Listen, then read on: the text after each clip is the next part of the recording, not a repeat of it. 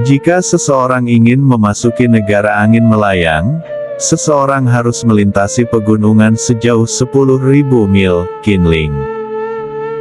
Binatang spiritual di Qinling sangat ganas, dan tidak ada seorang pun di bawah level kehormatan bela diri yang bisa melewati pegunungan dengan selamat. Namun Qinling penuh dengan ramuan obat yang berharga. Guru Ouyun telah berhasil mengumpulkan banyak ramuan obat di sepanjang perjalanannya.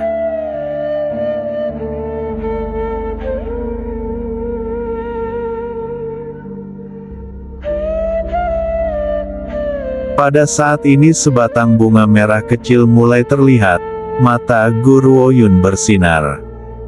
Apakah itu ramuan bulu api? Ramuan bulu api ini sangat berharga, mungkin aku bisa menggunakannya dalam penyempurnaan pil nanti.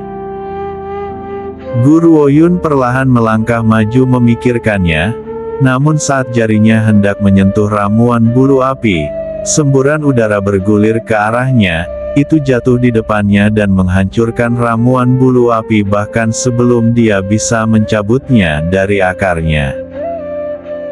Wajah Guru Ouyun langsung menghitam, dia mengangkat kepalanya dan sosok yang dikenalnya muncul menyebabkan ekspresinya bergetar, gelombang kejutan melintas di matanya.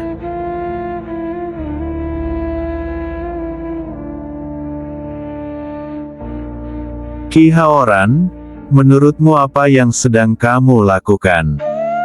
Seorang wanita muda yang berdiri di dekatnya tampak marah saat dia memelototi pria di depannya dengan marah. Dia menggigit bibirnya saat dia berbicara. Pria itu yang dipanggil sebagai Qi Haoran mengenakan jubah bagus dan membalasnya dengan tertawa ringan.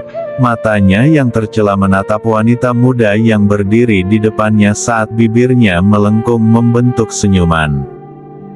Putri kecil, kembalilah bersamaku. Aku tidak mau.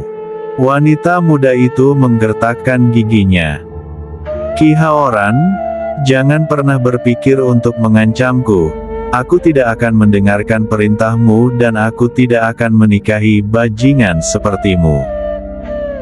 Qi Haoran tertawa dingin, dan dia melirik dengan ngeri pada pria muda yang memegang tangan wanita muda itu. Kamu hanyalah anjing kelas bawah namun kamu berani melawanku? Izinkan aku untuk menasihatimu Mo Sangfei. Sebaiknya kamu kembali dan merenungkan moralitas dan perilakumu. Apakah kamu bahkan cocok untuk seseorang dengan status putri kecil? Selain itu kakekku adalah kepala tabib kerajaan dari negeri angin melayang. Di daratan ini aku hanya mengenali dokter suci yang lebih kuat dari kakekku. Aku sudah meminta kakekku untuk menggunakan pengunduran dirinya dari jabatannya sebagai kepala tabib kekaisaran untuk memaksa Yang Mulia menikahkan putrinya denganku. Pikirkan tentang itu. Apakah Yang Mulia bersedia kehilangan kakekku untuk mengizinkan kalian berdua bersama? Dia kemudian berhenti dan menyeringai. Lebih jauh lagi, tubuh putra mahkota sekarang hampir tidak dapat bertahan dari hari ke hari. Oleh karena itu Yang Mulia pasti tidak bisa kehilangan kakekku sekarang. Jadi putri kecil ditakdirkan untuk tidak punya pilihan selain menjadi wanitaku. Wajah pemuda itu menjadi dingin, dia mengencangkan cengkeramannya di tangan wanita muda itu tetapi tetap diam, matanya dipenuhi dengan keras kepala dan dia menatap lurus ke arah Qi Haoran tanpa rasa takut.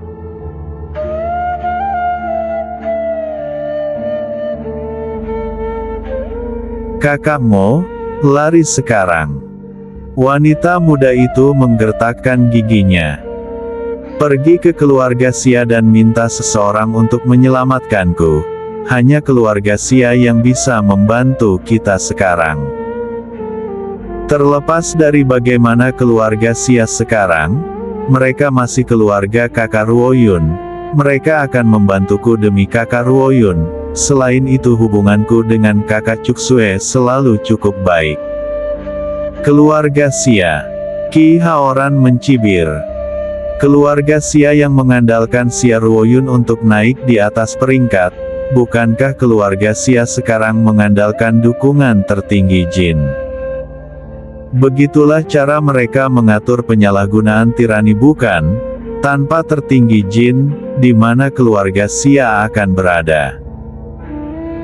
Mo Sangfei, kamu harus membenci Xia Ruoyun, jika bukan karena provokasinya terhadap seorang kultivator kuat yang seharusnya tidak diprovokasi sejak awal, dia tidak akan menyebabkan pemusnahan seluruh keluarga Mo, meninggalkanmu sebagai satu-satunya yang tersisa. Ekspresi Mo Sangfei menjadi dingin, tetapi dia tidak mengatakan sepatah kata pun. Ketika keluarga Mo telah dimusnahkan tahun itu, dia tidak berada di rumah keluarga Mo. Ketika dia kembali, semua orang di keluarga Mo telah terbunuh. Hanya dia yang tersisa untuk melakukan tujuan tercela. Bahkan Xia Ruoyun dan Xia Linyu, dua sepasang bersaudara, juga tidak bisa ditemukan. Jika bukan karena bantuan keluarga Xia dan teman setia putri kecil di sisinya, dia tidak akan pernah bisa bertahan selama 6 tahun terakhir. Mo Sangfei menggelengkan kepalanya, dia tidak pernah membenci Xia Ruoyun. Tidak peduli apa, Xia Ruoyun adalah kakak sepupu dari pihak ibu dan telah memperlakukannya dengan sangat baik. Meskipun semua orang di dunia sekuler menuduhnya menyebabkan kehancuran keluarga Mo, dia hanya mengejar kebenaran selama beberapa tahun terakhir.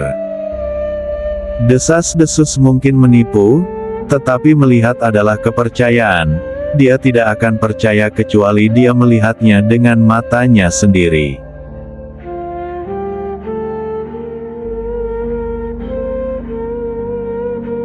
Mo Sangfei, apakah kamu masih menganggap dirimu sebagai keturunan langsung dari keluargamu? Qi Haoran memperhatikan keheningan Mo Sangfei dan mencibir lagi. Keluarga Mo sudah selesai, bahkan jika keluarga Xia dengan baik hati menerimamu, kamu tidak lebih dari pengawal Xia Cuksue sekarang. Pengawal kecil sepertimu berani mencuri putriku. Kamu tentu memiliki ambisi yang tinggi dan ditandai untuk mati. Jika ibu Xia Ruoyun masih ada, kamu mungkin masih dianggap sebagai kerabat keluarga Xia. Sekarang apakah kamu benar-benar berpikir bahwa kamu dapat menjalin semacam hubungan dengan keluarga Xia? Mo Sangfei mengepalkan tinjunya dengan erat. Peristiwa yang terjadi tahun itu akan selamanya menjadi sumber penderitaan di hatinya. Dia tidak tahu siapa yang berada di balik kehancuran keluarga Mo, dan jika dia tahu, dia akan mengumpulkan semua kekuatannya dan membalaskan dendam keluarganya.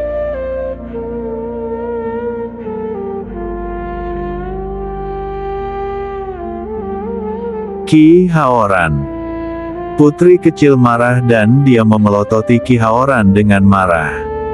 Aku memperingatkanmu, kamu tidak diizinkan untuk menyakiti kakakmu. Jika kakak Ruoyun masih di sini, mengetahui bakatnya dia pasti lebih kuat sekarang. Apakah kamu masih berani memperlakukan anggota keluarga Mo dengan cara ini? Sayang sekali bencana manusia itu sudah mati. Qi Haoran mencibir. Bahkan jika dia tidak mati, dia adalah penyebab kehancuran keluarga Mo dan kematian ibunya sendiri. Dia masih harus ditenggelamkan sampai mati oleh ludah dunia. Apakah kamu tidak menyadari apa yang dunia sekuler telah bisikkan tentang dia? Dia adalah hal yang kejam dan tidak bermoral, seorang celaka yang tidak tahu berterima kasih. Keluarga Mo sangat menyukainya tahun itu, dan dia berperilaku seperti burung unta karena takut pada pembudidaya yang bertanggung jawab untuk menghancurkan keluarga Mo. Dia bahkan tidak punya nyali untuk menghadiri pemakaman Tuan Mo tua. Sejujurnya pada titik ini aku lebih mengagumi Xia Ming dan Xia Cuksue. 6 tahun yang lalu Siaming berjaga-jaga di samping peti mati Tuan Motua selama 100 hari, dan Xia Cuksue menangis sangat sedih selama pemakaman karena kesedihan sehingga dia pingsan. Sebagai cucu langsung dari Tuan Motua, apa yang telah dilakukan Xia Ruoyun, dia begitu pengecut dan takut. Jika itu bukan orang yang tidak tahu berterima kasih, lalu apa? Ki Haoran, tutup mulutmu. Seluruh tubuh putri kecil gemetar, matanya yang bersinar sekarang menyemburkan api yang mengamuk. Kakak Ruoyun bukan orang seperti itu, dia pasti memiliki masalah tersembunyi yang tidak dapat dia bicarakan saat itu dan sekarang dia tidak lagi di sini, aku tidak akan membiarkanmu memfitnahnya.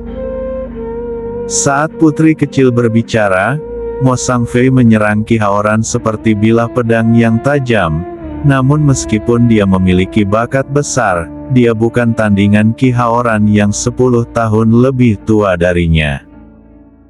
Ki Haoran tertawa menghina dan meletakkan kipasnya di depannya, menghalangi serangan itu. Dia kemudian menghentikan tinju Mo Sangfei dan mengirimkan gelombang energi melalui kipasnya. Selanjutnya tubuh Mo Sangfei dikirim mundur dengan ledakan keras, lengannya menjadi sedikit mati rasa.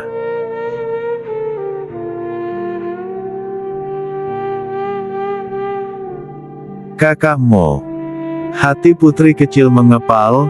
Dia bergegas menuju Mo Sangfei dan berbicara dengan khawatir di matanya.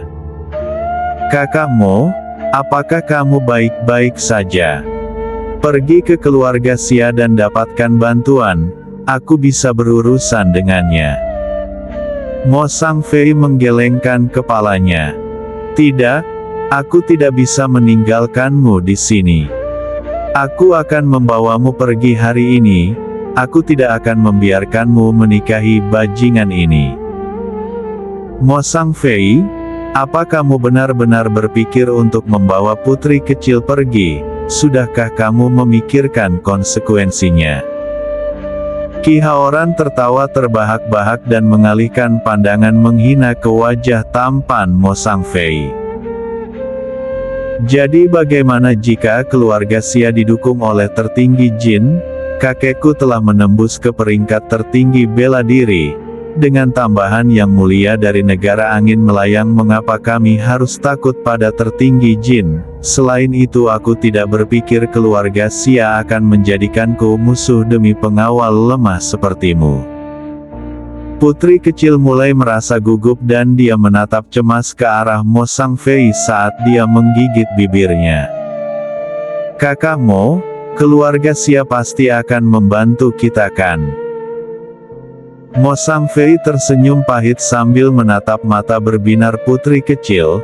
Selama bertahun-tahun keluarga Xia dengan rela menerimanya, dan dia sangat berterima kasih untuk itu. Bagaimanapun musuh yang bertanggung jawab untuk memusnahkan keluarga Mo masih buron. Jika orang itu mengetahui bahwa keluarga Xia telah membawa anggota keluarga Mo yang masih hidup di bawah perlindungan mereka, itu juga akan membawa bencana bagi keluarga Xia.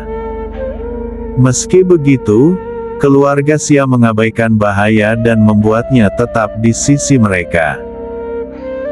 Tidak masalah jika posisinya di keluarga Xia hanya sebagai pengawal Xia Cuksue. Selain itu keluarga Xia telah memprovokasi musuh yang kuat demi dia, jadi mengapa mereka harus memprovokasi yang lain?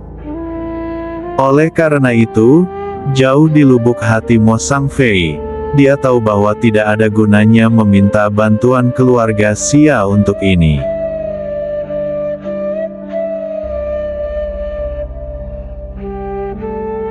Mo Sangfei, kamu telah melibatkan dirimu dengan putri kecil, kamu akan menerima konsekuensinya. Gelombang cahaya dingin melintas di mata Ki Haoran.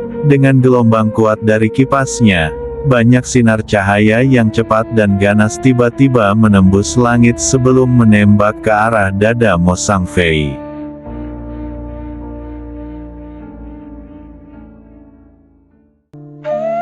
Kakak Mo hati-hati. Wajah putri kecil langsung pucat pasi.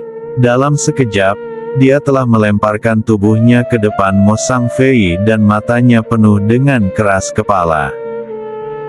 Sejak hari dia berjanji pada dirinya sendiri kepada kakak Mo, dia telah menjadi orang terpenting di dunia baginya. Dia rela menyerahkan nyawanya untuk melindunginya dari bahaya.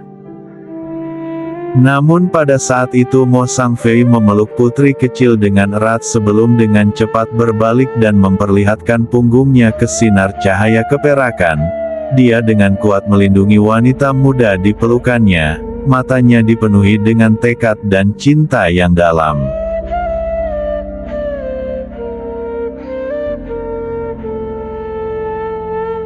Tiba-tiba hembusan angin yang kuat menerpa dari samping dan cahaya keperakan dibelokkan menuju Ki Haoran sebagai gantinya. Ekspresi Ki Haoran berubah, dia dengan cepat bersembunyi di balik pohon dan cahaya keperakan juga mengalir ke arahnya. Pohon yang awalnya kokoh tiba-tiba jatuh ke tanah dalam awan debu.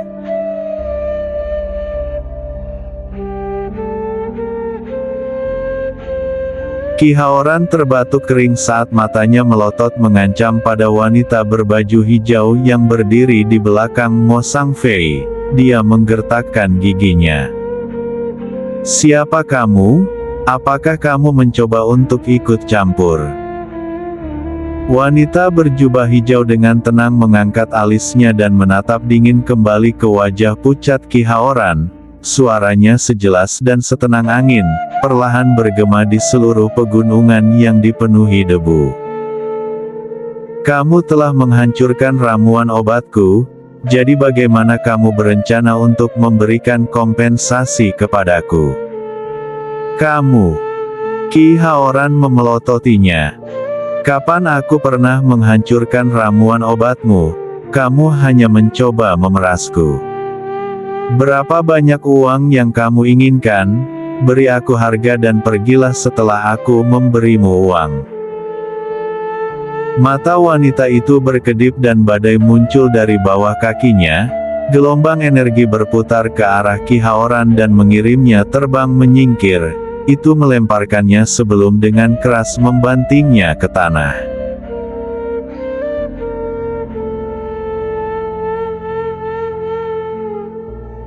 "Gadis terkutuk, jika kamu tidak melakukan ini dengan cara yang mudah maka aku akan melakukannya dengan cara yang sulit. Apakah kamu tahu siapa aku?"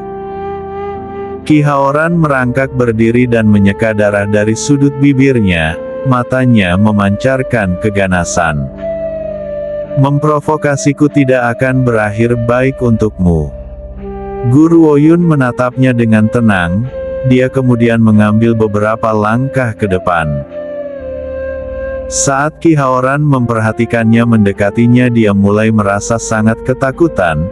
Dia benar-benar lupa kata-katanya yang berani dan muluk saat dia segera berbalik dan berlari jauh, jauh sekali. Guru Woyun sedikit terkejut. Dia kemudian menggosok hidungnya dengan putus asa dan berbalik ke arah dua orang di belakangnya. "Kedua orang ini adalah kenalanku. Jika ini murni tentang ramuan obat itu, aku tidak akan repot-repot ikut campur.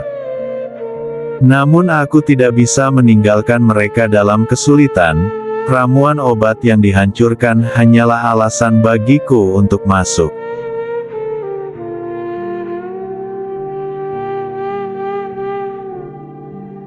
"Nona, terima kasih telah menyelamatkan kami." Mo Sang Fei melepaskan putri kecil dari pelukannya dan mendekati Guru Woyun. Dia menyatukan tinjunya dan membungkuk. "Aku, Mo Sang Fei, akan mengembalikan hutang ini suatu hari nanti." "Mo Sang Fei." Guru Woyun tersenyum tenang. "Tidak perlu berterima kasih padaku. Kalau dipikir-pikir, aku punya hubungan dengan keluargamu." Dia berpikir bahwa seluruh keluargamu telah dimusnahkan selama tahun yang menentukan itu. dia tidak pernah berharap bahwa akan ada yang selamat. Ini berarti kakeknya memiliki satu garis keturunan, dan bagaimanapun juga, dia harus melindungi keturunan terakhir yang tersisa ini.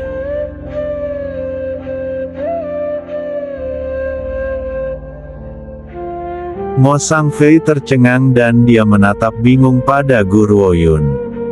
"Nona, bolehkah aku bertanya anggota keluarga Mo yang mana yang kamu kenal?"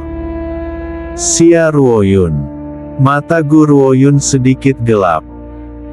"Aku pernah berkenalan dengan Xia Ruoyun dari keluarga Xia, mungkin karena kami memiliki nama yang sama meskipun nama keluarga kami berbeda sehingga kami sangat akrab saat itu. Dia juga telah menyebutkan kalian berdua sebelumnya." Dada Mo Sangfei menegang seketika, dia mengulurkan tangan untuk memegang bahu Gu Ruoyun, bahkan napasnya telah berubah. "Nona, kamu tahu sepupuku, Kakak Mo." Putri kecil buru-buru melangkah maju, dia melirik Mo Sangfei dan berkata, "Jangan terlalu terburu-buru, mari kita tanyakan saja padanya tentang Kakak Ruoyun." Gu Ruoyun tersenyum, masalah reinkarnasinya terlalu tak terbayangkan, oleh karena itu, dia tidak punya cara untuk menjelaskan identitas aslinya. Jika dia ingin mendekati keduanya, cara terbaik adalah dengan berpura-pura sebagai teman Xia Ruoyun.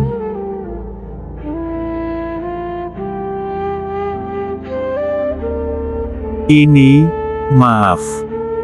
Mo Sangfei menyadari bahwa dia telah berperilaku terlalu impulsif. Dia dengan cepat melepaskan tangannya dari bahunya dan berkata dengan nada meminta maaf. "Aku hanya ingin mendapatkan beberapa informasi tentang sepupuku dan aku menjadi terlalu bersemangat." "Nona, apakah kamu mengetahui kebenaran di balik kematian sepupuku?" Belum lama ini keluarga Xia mengetahui bahwa orang yang menyebabkan kematian sepupuku adalah Dr. Suci Bai Zongtian. "Aku tidak tahu apakah ini benar, tetapi sepupuku adalah putri dari keluarga Xia, jadi informasi mereka pasti benar." Gu Ruoyun terguncang. "Keluarga Xia telah memberitahu publik bahwa tuanku adalah orang di balik pembunuhanku. Dalam kehidupan masa laluku hanya tertinggi Jin dan keluarga Xia yang tahu bahwa Dr. Suci adalah tuanku. Orang yang bertanggung jawab atas pemusnahan keluarga Mo serta kematian ibu dan adikku adalah Xia Ming. Sekarang dia ingin menjebak tuanku untuk ini juga." Gu Ruoyun tertawa dingin memikirkan itu, tetapi dia segera mendapatkan kembali ketenangannya. Dia menatap Mo Sangfei dengan mata penuh kejutan. "Mengapa kamu percaya bahwa Dr. Suci Bai Zongtian yang telah membunuh sepupumu? Bukankah Dr. Suci adalah tuannya? Mengapa dia ingin menyakitinya?"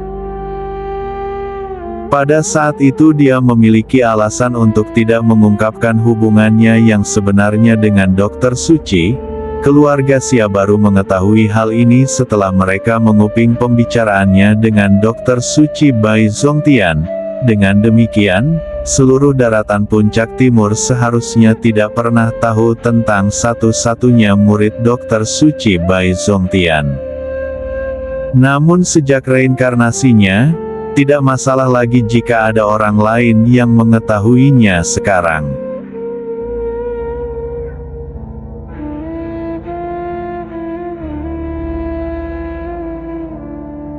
"Apa? Nona, apa yang baru saja kamu katakan? Dr. Suci Bai Zongtian adalah tuan sepupuku." Ekspresi Mo Sangfei berubah saat dia menggelengkan kepalanya dengan tidak percaya.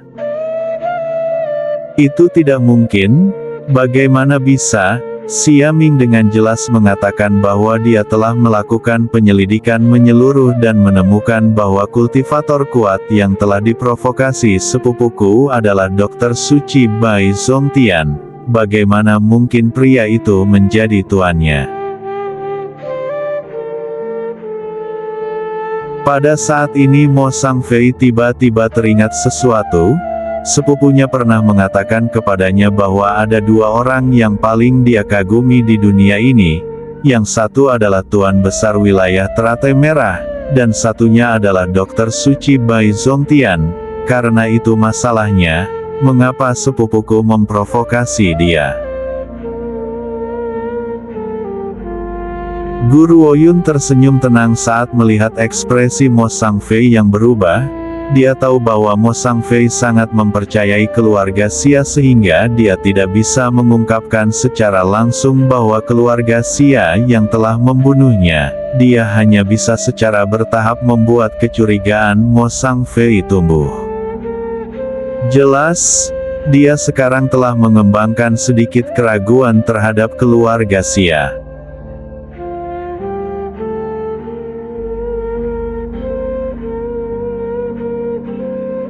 Putri kecil, aku ingin kembali ke rumah keluarga Xia.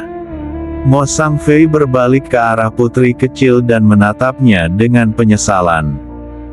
Aku perlu mencari tahu kebenarannya dan membalaskan dendam kerabatku yang sudah meninggal. Aku perlu tahu apakah benar Bai Zongtian yang telah membunuh sepupuku. Jika tidak, mengapa keluarga Xia menjebaknya? Maafkan aku. Aku tidak bisa pergi bersamamu sekarang. Aku akan menemukan tempat yang aman untukmu dan kamu bisa menungguku di sana. Setelah aku menemukan kebenarannya, aku akan pergi menemuimu di sana. Putri kecil menggigit bibirnya dan menggelengkan kepalanya. Matanya yang cerah dipenuhi dengan resolusi. Kakak Mo, aku akan ikut denganmu. Jika aku tidak ada, Ki Haoran dan kakeknya pasti akan menimbulkan masalah bagimu. Selain itu kakak Ruoyun telah memperlakukanku dengan sangat baik di masa lalu. Aku juga ingin tahu siapa pembunuhnya. Guru Woyun tersenyum saat dia mengamati wajah kecil putri kecil yang keras kepala. Sudah 6 tahun, gadis kecil yang suka mengikutiku kemana-mana dan berlari liar di masa lalu telah tumbuh juga. Namun sifat keras kepala miliknya tidak pernah berubah. Begitu dia membuat keputusan, tidak ada yang bisa menggoyahkannya dari pilihannya.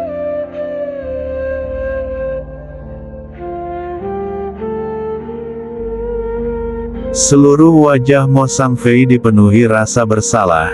Dalam hidup ini, orang yang paling aku rugikan adalah putri kecil. Maafkan aku putri kecil, aku sudah serius pada janjiku. Tidak apa-apa, selama aku menolak, bisakah ayahku benar-benar memaksaku untuk menikah? Saat dia berbicara, tatapan putri kecil perlahan menjadi gelap dan dia tersenyum pahit. Jika bukan karena kondisi kakakku yang memburuk, si kentut tua itu tidak akan menggunakan pengobatan untuk penyakit putra mahkota kekaisaran sebagai ancaman untuk memaksaku menikahi Ki Haoran. Tunggu. Guru Woyun tiba-tiba menyela kata-kata putri kecil. Apa kamu mengatakan bahwa putra mahkota negara angin melayang sakit? Putri kecil mengangguk saat pandangannya perlahan mendung. Ayah kekaisaran mungkin memanjakan dan menghujaniku dengan cinta, tetapi jika dibandingkan dengan putra mahkota, cinta itu tidak terlalu berarti.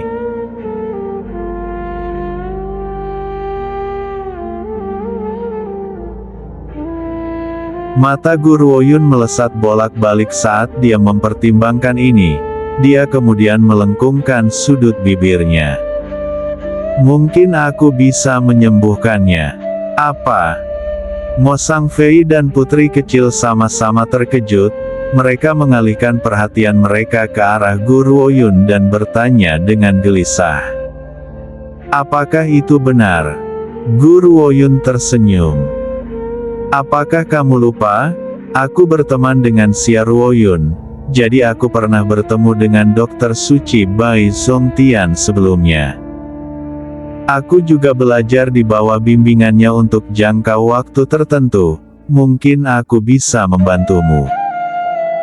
Mata putri kecil berbinar, jika wanita muda ini berhasil menyembuhkan putra mahkota, aku tidak perlu menikahi Ki Haoran.